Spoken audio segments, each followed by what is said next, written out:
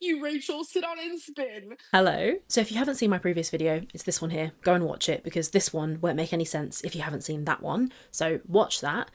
Hi, welcome back. Today we're going to have a little chat. I'm going to try and do minimal editing and as to the point narration as I possibly can because we've got some stuff to get through. I made my previous video. There were a few sections and bits where I left out some context. I was filming for about 3 hours and 40 minutes or something. I managed to edit over an hour out, but you can imagine that what I edited out was quite a lot of interesting context, some tea. I hate the word tea for it, but you know what I mean when I say tea. There's some stuff that I didn't say or that I couldn't include. I'm going to put that stuff in this video. So if Amber thought it was over, it's not really over. So what I showed you in that video was the screenshots, the physical proof. In this video, I'm going to tell you some stuff that Emily said. I'm not going to show you screenshots or play any voice notes, but I am going to tell you the facts of the situation according to Emily so that you can use that stuff in your calculations when you think through this situation. First, I want to quickly say thank you so much for 50,000 subscribers. Oh my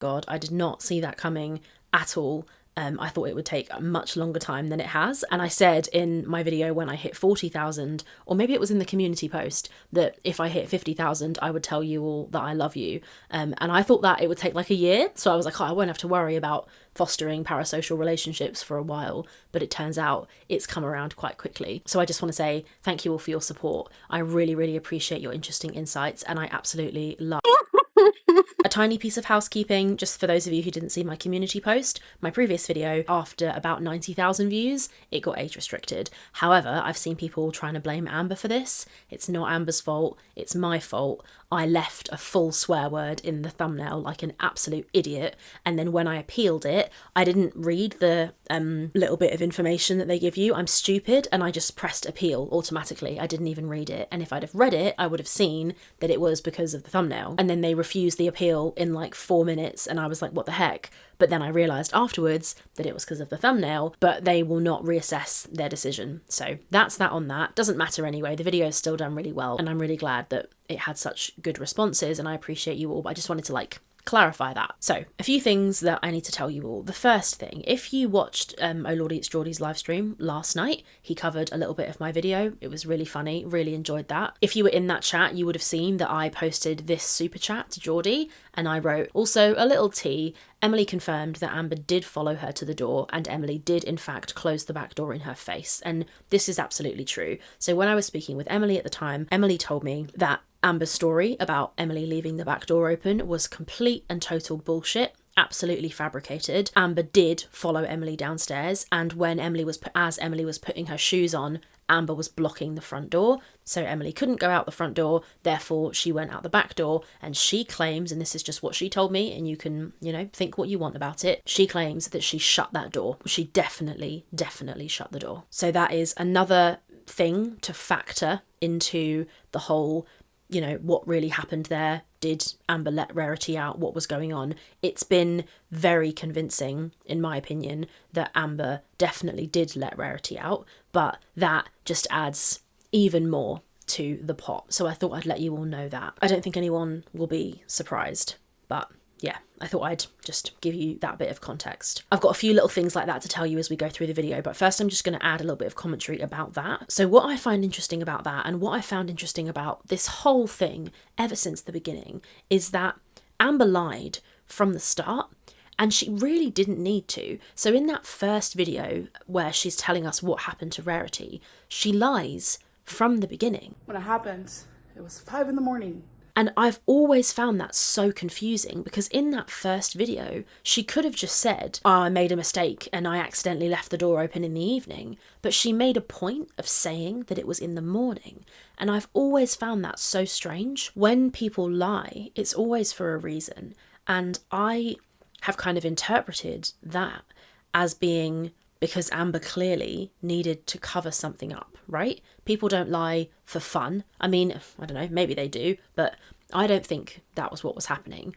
So then you're kind of forced to ask yourself, well, why did Amber lie? What was she covering for? What was she hiding? What was the purpose of her lying? And I've come up with effectively two theories. So one of the theories is that she let Rarity out on purpose and it's her fault and she's evil and awful. We know that anyway, but that she definitely did it on purpose to manipulate Emily, and then she lied to make that seem like it wasn't what happened. That's one possibility. The other possibility, if I'm trying to be a little bit more charitable and try and see the bright side or give her, one jot of slightly redemptive narrative, the other possibility that I can think of is it could be that Amber didn't let Rarity out on purpose, but whatever happened to Rarity wasn't her fault directly. It was probably because of negligence, but in order to try and avoid the kind of accusations which she ended up facing, accusations that she's the one who let Rarity out, she's a bad cat parent, she knows it's not the first cat she's let out, etc. Is it possible that to try and avoid those accusations, Amber basically tweaked the story to make herself seem like less of a shitty pet parent? So for example, she says that she woke up at 5 a.m. and let the dogs out. Now those that's interesting for two reasons. The first reason, it's interesting because Emily claims, and she's claimed again, she's reclaimed to me when we were talking, that Amber never let the dogs out. Apparently she would lie on the sofa, she would claim the reason that she never let the dogs out is because her knees hurt and she didn't want to walk up and down the stairs. So she would not let the dogs out during the day, and the dogs would wee on Emily's floor 100% and ruin the new floor that she put down. Now if that's true, then it would make sense that the reason Amber told this story was to make it sound like she does let the dogs out. So in this story where she's telling everybody that she's fucked up and let her cat out, she's also kind of subtly telling you that she does this thing, which is let the dogs out, and she thinks that letting the dogs out is like the peak of taking care of your dog, when actually it's the absolute bare minimum to let your dogs go in the garden. But could it be that in order to make herself look better, or try and make herself look better, Amber changed the story so she looks like a slightly less negligent pet parent because Rarity got let out while she was trying to take care of the animals? Could be just a theory, a thought. The other thing that's interesting about that as well, that could make that theory plausible, and I'm curious to hear what you all think, is that in that video when Amber tells the story, she says that it happened at 5 a.m. Now saying that it happened at 5 a.m. and she goes, oh, it was 5 a.m. and I had a lot going on, or I had a lot on my mind, or something like that. So my other sort of factor in that theory is saying that it was 5 a.m. insinuated that she was half asleep, she was really tired, and it helped her avoid accountability because it was a way to excuse what happened. Because she didn't do it during the day when she was bright-eyed and bushy shelved, she did it in the morning when it was really early and she was barely with it. So that would be another way for her to kind of excuse what happened. If that is the case, it's backfired like mad, because the fact that she lied makes her look so insanely guilty. And then the other thing that makes it even worse is that when her first story was revealed to be a lie, she lied again. Now, why would she lie again? The only reason she would lie again a second time about the story would be A, to protect the fact that she definitely did let Rarity out on purpose, or to try and make herself look better in some other way. And it could have been to attack Emily, blame Emily, but that story was never plausible. Nobody was going to believe that Emily, who's lived in that house for many years, has multiple pets, would leave when it was cold outside and her animals were in the house and leave the back door open. That was so unlikely. All of that theory was completely unlikely as well, because it hinged on the fact that Amber would have let Emily leave without being followed, and that's absolutely so very unlikely. If you want to hear me get deep and spitball and, kind of really dig into all of those theories, you can go and watch this video. But the point is, according to Emily, Amber was following her, she was blocking her front door, which also is very believable because that's Amber's MO, and Emily did leave out the back door, but she shut the back door behind her. So I'll leave that with you guys. You can think on that, let me know your thoughts. The other thing is the kick. So I watched a Hector Kana video, and in this video Hector Kana wonders and questions, could it be that the reason that in the messages when Emily says to Amber, I didn't do shit to you, and Amber says all the stuff that Emily did but she doesn't mention being kicked, could it be that it's because the kick happened on a different night? But that's not the case. So I spoke to Emily about this as well, and Emily clarified that what happened with the kick was this. putting the mouse down because this is serious business. So they're having this argument. Emily's trying to get out of the room. And by the way, apparently, according to Emily, she says she does have a rug in her bedroom, but it's nowhere near where they were. So that's another thing for you to just think about and process. Back when I was talking to Emily, she clarified that as well. They weren't in the bathroom as well, is another thing. And Emily was trying to get out of the room. Amber grabbed her with both hands, grabbed both of her arms with her fingers and said, "You're not leaving." And also, Amber admitted that evening before they started texting that she did do that and she apologised for it that night. But then when they started texting later, she said that it never happened. That's just another thing for you to take and think about. But as Amber was coming at Emily in her rage with her anger, Emily put her hands and her knee up to defend Amber. This is what Emily told me. Amber's coming at her, and in an act of self-defense, Emily went, "Whoa," like that, hands up, knees up, to protect herself. And Amber, when she came at her, barged her stomach into Emily's knee, which was the altercation, part of the altercation that caused Amber to claim that she was kicked. So I just wanted to tell you that as well. In a funny kind of way, this is a different sort of detail because there's no proof for it, right? And I have to say, this is hearsay, this is Emily's version of events. Could be untrue, I really don't know, but I would be remiss to not clarify these few things because I've watched some videos and, you know, I have some more context, so I'm sort of just going to give you that. The other thing is, people were asking about security cameras on Emily's property. According to Emily, she does have security cameras, but she said she's not very good at changing the batteries, and at the time they were out of battery, so there was no recording of that happening. I'm not sure what to say to that because that's one of those situations that it could well be true. If Emily's security cameras had no battery, then fine. If they did have battery, then Emily would have a video of Amber putting Rarity out, which she may well have been able to share to prove it, but she doesn't have this video according to her. On the topic of videos as well, I asked Emily for that video where Amber is raging, the one that Amber mentions in her live stream. And I just got a text from her saying, "I'm going to release the video then to prove how you are." I'm literally half naked in that video, so please don't. I would appreciate that. That was me in a BPD meltdown. I'm literally half naked. You threatening me repeatedly. Like, literally, she's threatening me as I'm on here, you guys. Like, as I'm on here, literally threatening me.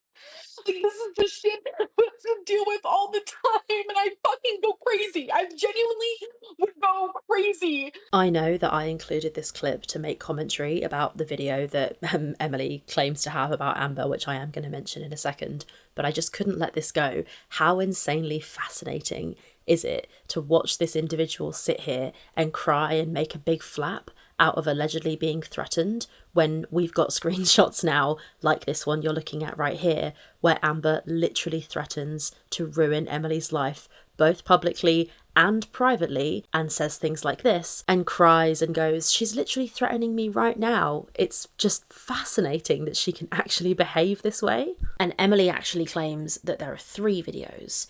So there are 3 videos, and Amber's not naked in any of them, apparently, by the way. This is just what Emily told me. So, you know, take it with a massive pinch of salt. So in case that's relevant to anyone, if you had that in your mind, you were wondering if we were going to get this video, I don't think we're going to get them, but they do exist, apparently. And there are 3. And it's Amber shouting at Emily and screaming in her face. In a way, we don't need to see a video of that because we have texts where Amber admits that it happened. So maybe, you know, we don't need to see that. We can imagine it in our minds. But that's another thing I wanted to clarify. The other thing I wanted to share is that Emily also told me that Rarity had gotten out before.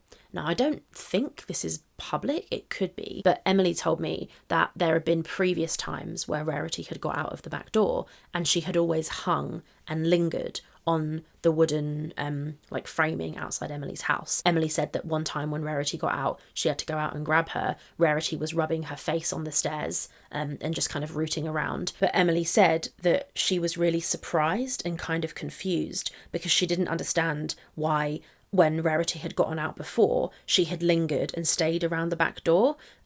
But on this occasion, and Emily said in her words, she said she completed a complete search of the house, which Amber sat on the sofa during, by the way. And Emily claimed that she was certain she was going to find Rarity. She said she was so sure that she was going to find Rarity because the couple of other times that Rarity had managed to get out of the back door, she'd always hung and lingered and stayed close. And Emily said that she was confused and suspicious and she didn't understand why on this occasion Rarity seemed to disappear. This also relates to the whole Rarity being a clingy cat thing. So another thing that Emily said was that Rarity absolutely was a clingy cat, that Rarity would follow Emily and Amber around the house. She said it's not believable that Amber wouldn't have noticed that Rarity was missing for hours because wherever you were, Rarity was there. She said the cats did not eat in the basement and they did not go in the basement apart from one of Emily's cats called Princess, who was really shy of other people. All of the other cats weren't in the basement all the time. So Amber claimed that that's why it was totally normal to not see a cat. Emily has a massive house, and a lot of the cats, like her cat Daniel, Princess, Wasabi, Rarity, they all like to be in the basement. That's where they went to the bathroom. They would eat down there. They would play down there. They would just hang out down there. That's where they like to chill. They had free roam of the whole place. But that is where they were a lot of the time. And also her cat Wig. So that's like the place where they like to go. So normal pattern of the day is a lot of the time, like you didn't see a cat. You didn't see a cat because they were all hanging out doing their damn thing at the basement. That's just what they did because they had like a cute little cat door for the basement. It was actually really adorable. And it was a normal pattern. I wouldn't really see Rarity throughout the day. It would be later at night. She would pop out, follow me around, eat food from the kitchen, get some water from the kitchen, whatever it may be. And I noticed that normally the time when I would see her, I didn't see her. I was like, that's weird. Like throughout the day, I'm thinking, okay, like she's probably in the basement. It was just normal everyday life. Nothing seemed off. And then it was like around the time where like, the cats start to come out. They're like coming up to the living room or the bedroom, starting to just venture out a little bit more. I was like, it's weird. I've seen most of the cats today, but I haven't seen Rarity. And that's when I was like, what the heck? So I went down to the basement and I didn't see her. And I was like, this is confusing. I'm calling her name. I'm going to floor number 1, floor number 2, floor number 3, floor number 4. And I'm like, why isn't she coming out? I mean, if I say Rarity one time, she comes to me. Like that, she was glued to my hip. But since she had such free roam of such a huge house, she took her favorite spot and she loved to be there. But in fact, according to Emily, that wasn't true. And even Amber says in her videos on her channel from the time that wasn't true. She calls Rarity her little shadow or something like that. Or is it Beck that said that Rarity was like their little shadow? Not sure. Something else I wanted to talk about was I just found out today that she lost Rarity, and that breaks my heart. Rarity was very special to me. I loved all 3 of those animals very much. Rarity was like my little shadow toward the end. She followed me everywhere I went, and it was hard to even leave her. And I know when Amber talked about moving to Oklahoma, she was scared that she could only find a place that allowed 2 animals.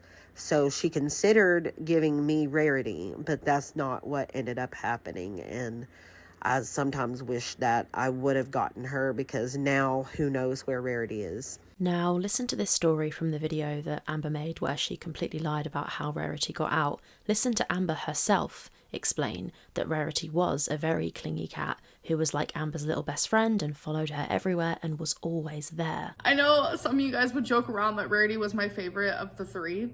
That's not true. I don't have a favorite, but you guys would joke about that. I loved her a lot. She just like followed me everywhere, literally everywhere. No matter what room I was in, no matter what I was doing, she was there. So in vlogging moments, you guys saw that because she was always there. Like she just was attached to my hip and she was just my little best friend.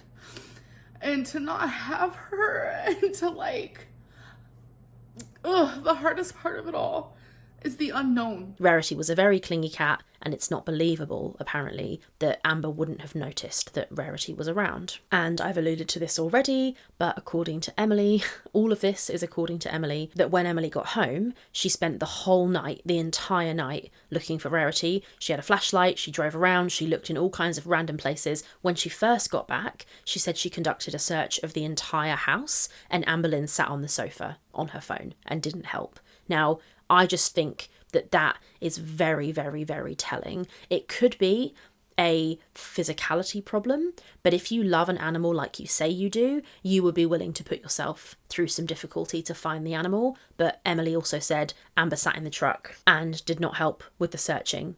So yeah, that's also something for you to put on the hob. The other thing that I spoke about, so I said in the video that I would talk about Emily deleting the nail mark photos. So in the screenshot that I show that Emily went back later and deleted the nail mark photos. I forgot to cover that again, so I said I was going to, and then I hadn't put it in the script and I ended up missing it. So just to explain for everyone the sort of details of that, basically, Emily was messaging Amber, sent her these nail mark photos, and then as they were texting, Emily says that she realised that Amber was using the photos to show to her mum, and she was lying about the photos to her mum. So that's why Emily deleted them from the thread, because she didn't want Amber using proof of her own DV experience against her and using the pictures to lie about her. So that is why in those receipts, in Amber's screenshot, the nail marks are there, but in Emily's screenshot, they're gone because Emily deleted them later, which is corroborated by what Amber said in her live stream. I have a picture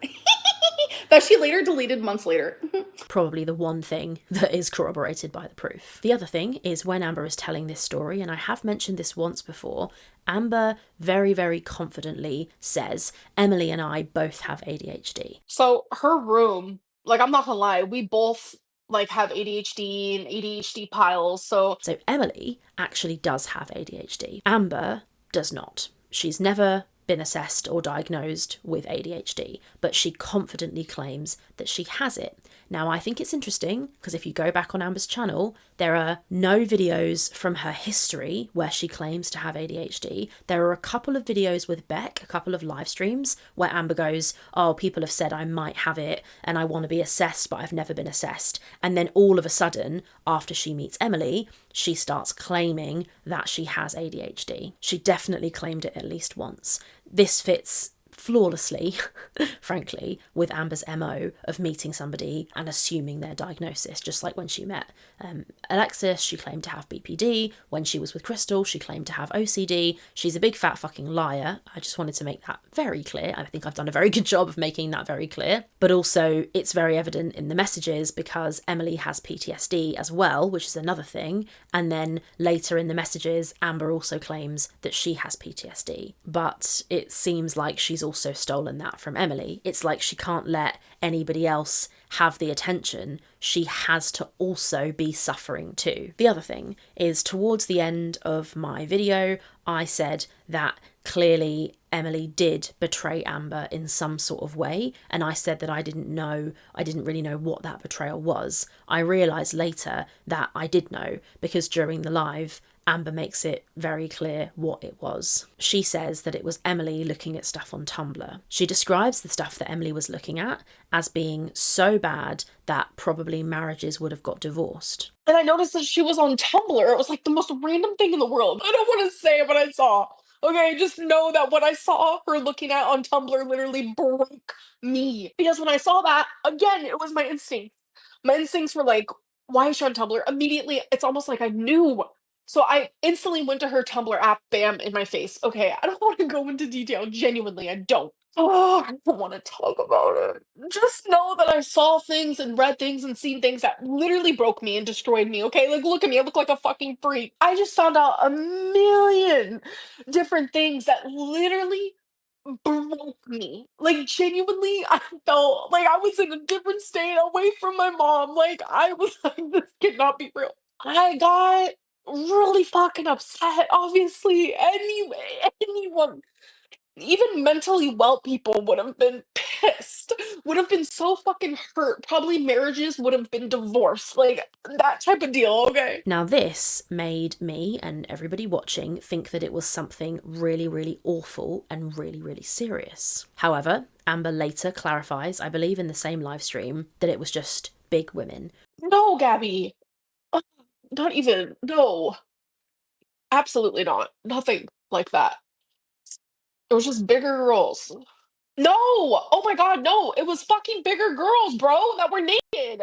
So not only is she fatphobic by describing pictures of fat women as the worst thing you could ever imagine, but also she's extremely overdramatic by claiming that looking at a few photos on the internet is something that would ruin marriages. I also think this is fucking ironic as fuck, because she's always banging on about divorce and how bad divorce is and taking the piss out of people who she thinks are divorced, all the while taking part in extramarital affairs, speaking with people who are still married, Amber, but she's an absolute hypocrite. So I just thought I'd mention that as well because it was relevant. That is this huge betrayal that she supposedly claims. Also, the other thing that was slightly relevant, somewhat relevant, I just wanted to chuck in here because, you know, this is just like a fact-finding, fact-chucking video. Geordie claims in his live stream that he did last night that Andrea is the person who gave me the initial screenshots between Emily and somebody where we first found out the video I made that was in really poor taste. I'm not sure if you guys will remember, you probably will. I made a video in very poor taste where I, without Emily's consent, shared the fact that there was some physical stuff happening between Amber and Emily and their relationship. The video is now privated and I donated the AdSense to a DV charity because I should not have done that. But in that video, Geordie says that it was A for Andrea, as in Andrea was the person who gave me those screenshots. That's not true. It wasn't Andrea. I'm not going to say who it was. Nobody knows who they are. They're not like a figure. It was just a person who Emily was speaking to at the time. But it wasn't Andrea, just in case Andrea becomes more of a character or more of a factor. I don't want something that's not true to be attached to her name. So it was a completely unrelated person whose name doesn't even start with an A. A is just the first letter that I picked. Just wanted to clarify that as well, just in case it becomes relevant. I'm going to quickly touch now on Amber's response since all of this happened. So one of the most interesting things is Amber hasn't really responded. So she's been pretty seriously betrayed by Emily, who shared all of these messages, and she hasn't responded. So when I made my video, about half an hour later, Amber went live. She looked very red in the face. In my opinion, it was obvious that she'd been crying. I think she came on the live stream to test the waters and see how many people had seen the video. It's my opinion that that's what she came on live for. And then if you go through the chat, people weren't really talking about it that much. There were a few super chats about it. I went in the chat. I was very quickly put in timeout, but I said, have you seen my video, Amber? Because I want her to respond, and I think she absolutely should respond. I think she owes her audience a fucking response, and she needs to grow a pair and admit to what she's done if she ever wants to have any credibility or even any chance at having a rightful place on this platform. She absolutely needs to address this, but that's just my opinion, and we'll come to her addressing it again in a minute. But she went live and she talked about the bed bugs, and there's this cringy clip where she's so obviously trying to deflect from what's really going on. Girl, stop eating and show the bug. I want to see the bug. Okay, seafood boil. Coming in clutch. All right.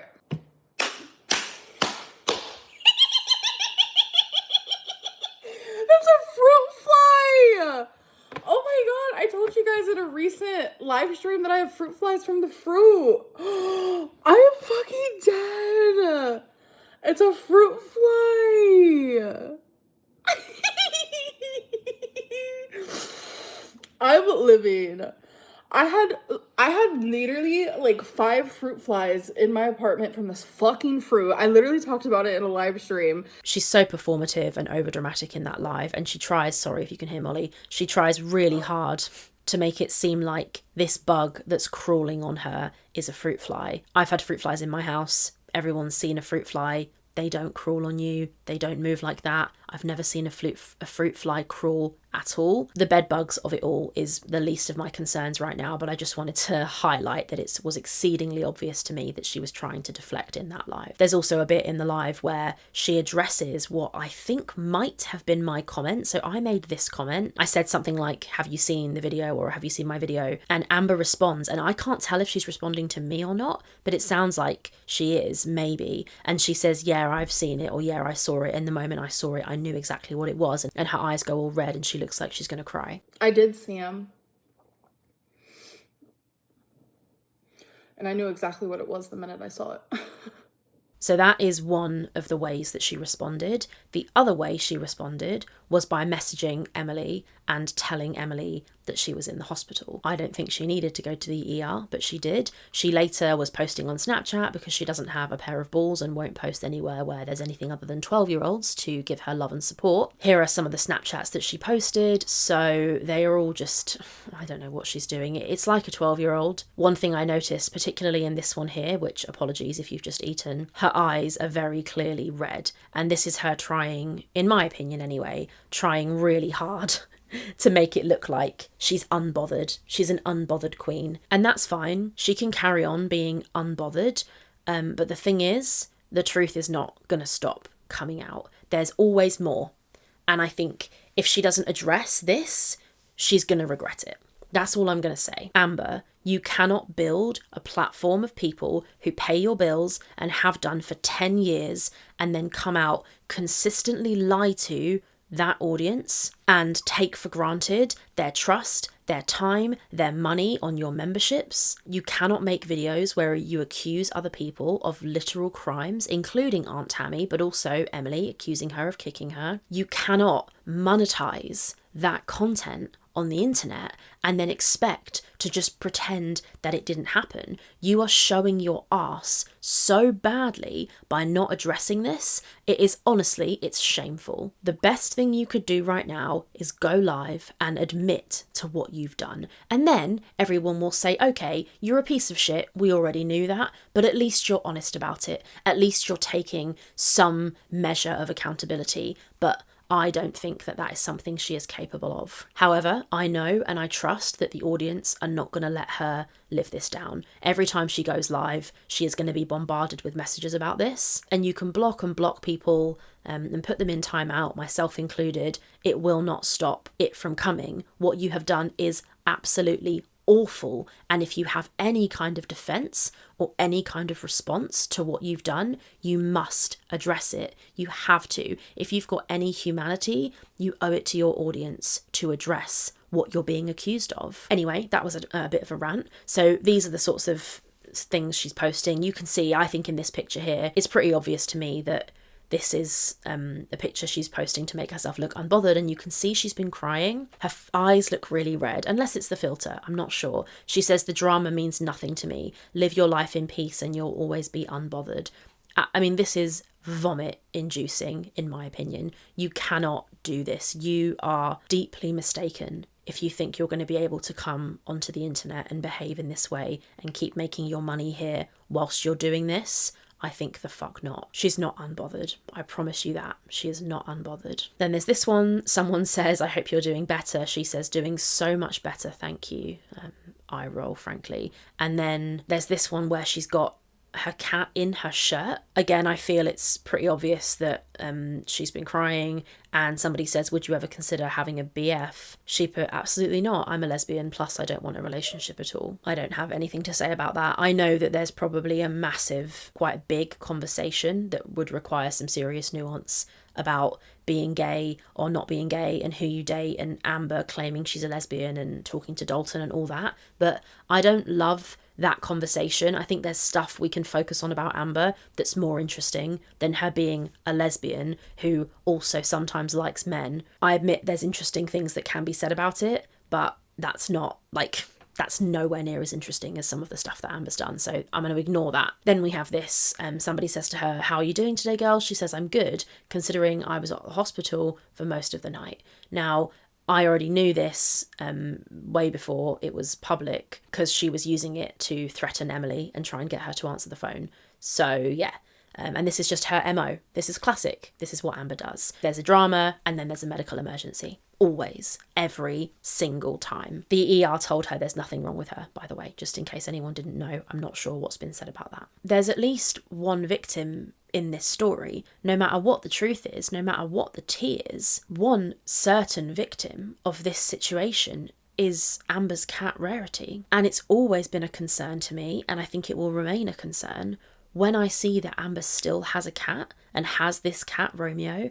It makes me really nervous, because the truth is that we don't know if we're watching an individual who is willing to hurt an animal, and it's looking more and more and more likely every day that that is what we're watching, and I find that deeply concerning and really scary. For somebody like Amber, who has a whole audience online of people who know about her animals and have cared about her animals for a long time, I think she owes her audience an explanation.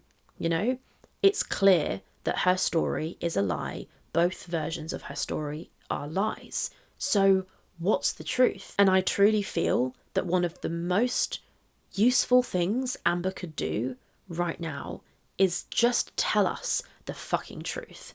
What happened to Rarity? You are not going to get away with getting off the internet and posting a load of Snapchat stories. The only possible chance I think Amber has of clawing back any kind of credibility or career is to address this directly and tell us the fucking truth. And human to human, Amber, I know, you and I are light years apart. I don't know you. All I do is make silly fat girl commentary on the internet as a fat girl myself. But I've seen you ask reaction channels for advice in the past, and I know you've done it as a manipulation or whatever. If you want my advice, you need to address this. It is not going to go away. Channels like mine are not going to let it go away. And the best thing you can do for yourself, for this whole situation, is address the drama. Make a video or go live and tell the fucking truth. I'm going to end this video with a massive shout out to a bunch of channels whose videos I've been absolutely loving. So first of all, we have Jawbone. This is Jawbone. He is a lovely, intelligent guy. He's Welsh. He's so funny, so clever. He's a fantastic writer and his scripts are wonderful, so funny. I talk to him behind the scenes sometimes and he comes out with some of the most intelligent insights. He seems like a genuinely good guy.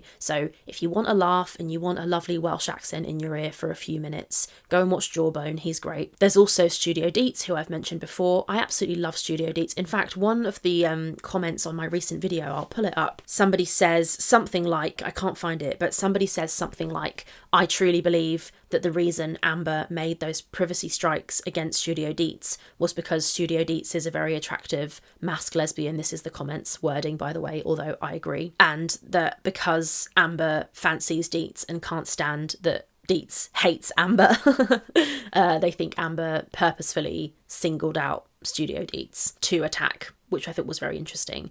So go and watch Studio Deets, give her some love. Her channel is wonderful. Her insights are so clever and well researched. I love Deets' work, so go and watch that. The other thing I think you should do is go and watch this video by Salty Crab. In this video, Salty talks about a situation where Amber had a fight at school and she went to court and ended up getting like community service, and then later in her channel she claims that the community service that she was doing was just volunteer work because she's a good person, and doesn't admit that it was actually community service from having a physical fight with somebody. So that video is fantastic, highly recommend. There's obviously the usual big hitters like Snowflake and Geordie. I've enjoyed their coverage. Also Pulpy, who is not actually that new to me. I've seen some Pulpy here and there, but his coverage is great as well. I loved his live stream, this one here. Highly recommend you go and watch him. He's also got a lovely accent. I'm really appreciating, and I feel like the audience are appreciating it as well, you guys, and I appreciate it. I'm a member of the audience of all of the people that everybody watches. Obviously, I'm not in my own audience, but I'm in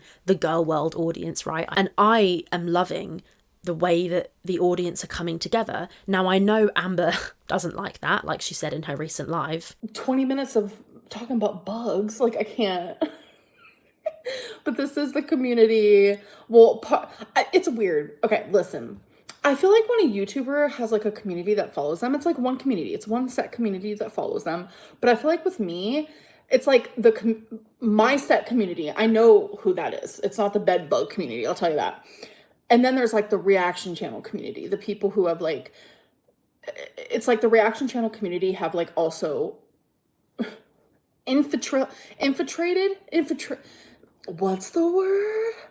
Infiltrated my community. So it's then like, it's just like a mixture of stuff. But I'm not gonna let them get me down. Like I'm in such a good space, and the minute that I start to feel like people are just like overdoing it, I'm just like literally gonna peace out, because it's just not, it's not the energy that I give anymore. In situations where like normally I would sit there and like try to like defend myself, or like, I'm talking about in my like real life. I'm like such, like I used to be so anxiously attached where it's like I had to like fix it right then and there, or I'd engage with the argument right then and there. But now I'm just like, I check out and I'm like, you know what? I'm gonna go be peaceful. I'm gonna have like space to myself. And I kind of feel the same way. Take a shower. I did today. My hair is clean and pristine. My body is clean and pristine. I'm smelling good and fresh. But yeah, I kind of just like peace out. I feel like, you know, with therapy and just working on myself and awareness and Zoloft and like the whole nine, like I just feel so much better, and I just feel really good. So I love that. She thinks that we're hijacking her community.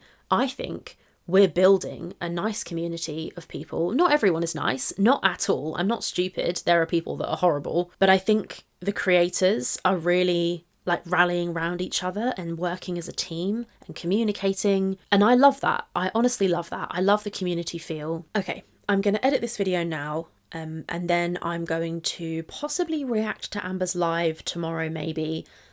Or I might make some glitter and lasers, or I might make something else. It really just depends what happens. There's always something to work on. So I promise I'll be back soon. Thank you again for 50,000 subscribers. Oh my fucking God, insane scenes. I appreciate every single one of you. And thank you very much for your time. I'll see you in my next video.